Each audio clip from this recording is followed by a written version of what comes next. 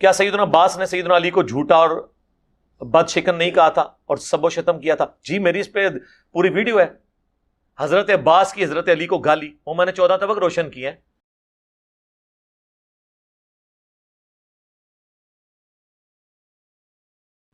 کہ صحیح مسلم میں ہی حدیث ہے، یہ مسلم کی حدیث ہے نا۔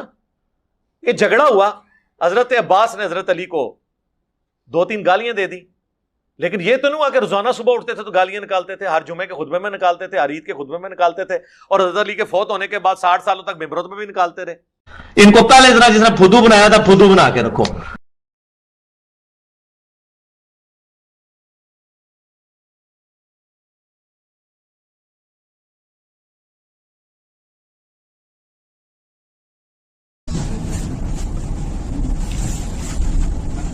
بے سند روایت نہیں دی جائے گی، آپ کے کربلا ریسرچ پیپر میں بے سند روایت موجود ہے، کوئی بے سند روایت نہیں۔ ذرا بتائیں کہ جو بے سند روایت کون سی حدیث میں نے اس میں بے سند لی ہوئی ہے؟ ذرا یہ جس کا سوال ہے وہ ایک پیپر پہ کون سی حدیث بے سند لی ہوئی ہے بتائیں، جس کا سوال ہے کوئی نہیں ہے۔ رہ گا جو نوٹ کے ساتھ میں نے مختلف لوگوں کے اقوال لیے ہیں وہ نمبری میں تو نہیں ہے نہ وہ حدیث میں، ہاں چونکہ وہ آپ کے اتنے بڑے ہیں کہ آپ کو حدیث سے آگے وہ محبوب ہے۔ جلال الدین سیوطی کا نام باپا جانی کس طرح لیتے ہیں؟ 72 دفعہ سر کی آنکھوں سے حضور کو دیکھا، تو میں جلال الدین سیوطی کی کتاب نہ لکھوں کہ اس نے لکھا کہ حضرت عمر بن عبد العزیز کے دور پر حضرت علی پہ ممبروں پہ لعنت ہوتی تھی، انہوں نے ختم کروا کے تو ان اللہ یأمر بالعدل والاحسان والی آیت داخل کی۔ جن لوگوں کو تم اللہ رسول سے بھی بڑا مانتے ہو میں ان کی کتابوں کے حوالے تمہیں نہ دوں، تمہارے لیے میرے لیے تو اللہ اس کا رسول کافی ہے۔ سمجھ گئے آپ کو بات کی؟ سمجھ رہے نا؟ سمجھ رہے؟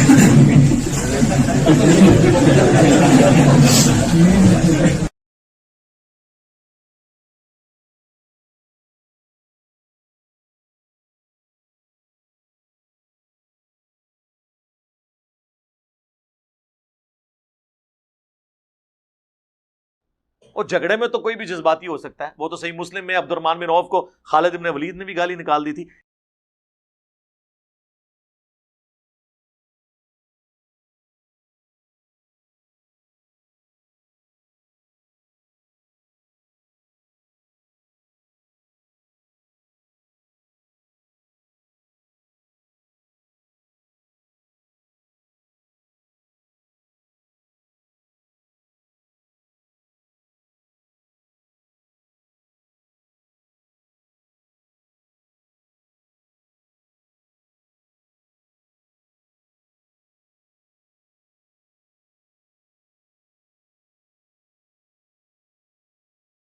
یہ ایک واقعہ تھا،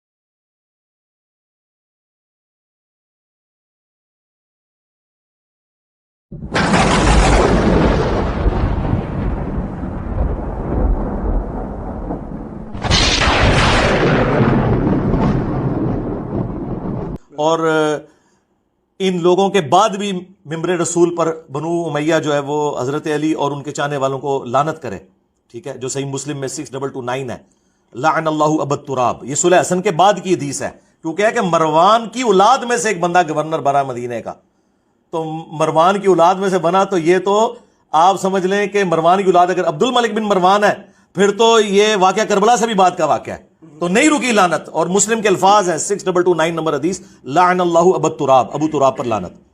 اور دوسری بات صحیح مسلم میں حدیث ہے چچا باپ کی مثل ہوتا ہے، حضرت عباس حضرت علی کے باپ کی مثل تھے، اور باپ تو ہمارے بھی کبھی کبھار ہمیں کوئی غصے میں ہے تو گالی نکال لیتے ہیں، اس کو آپ اس سے تشبیہ دیں گے کہ جو ممبروں پہ حضرت علی پہ لعنت کرواتے رہے۔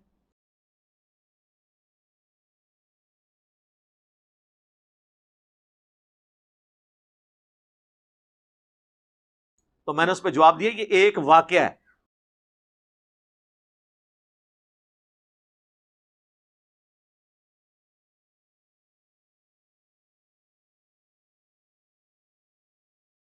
کانٹینیوشن نہیں ہے۔ حضرت میر معاویہ یا بنو امیہ بھی ایک دفعہ ایسا ہوتا تو ہم اس کو ٹالریٹ کرتے، اس کو روٹین بنانا اور لے کے چلنا ہمیں اس سے اختلاف ہے.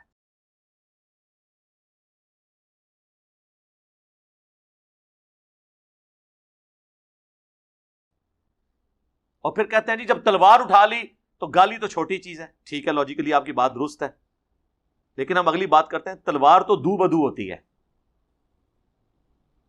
وہ واقعی گالی سے بڑی چیز ہے، گالی چھوٹی چیز ہے.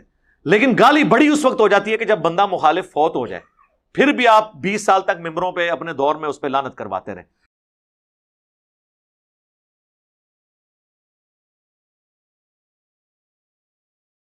پھر آپ کو ذہنی مریض ہی کہا جائے گا نا. جبکہ صحیح بخاری میں حدیث ہو کہ جو مر گیا اپنے انجام کو پہنچ کے اسے گالی مت دو.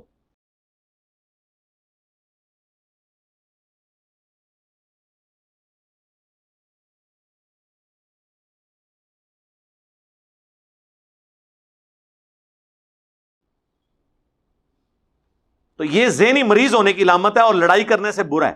لڑائی تو وقتی طور پہ میری آپ کی، میں نے آپ کو تھپڑ مارا، آپ نے مجھے تھپڑ مارا، بات ختم. اور اب آپ فوت بھی ہو جائیں، میں مرنے کے بعد ہر روز آپ پہ لعنت بھی کرواؤں، باقیوں کو بھی کوئی لعنت کرو، انہیں میں نے لڑائی کی تھی.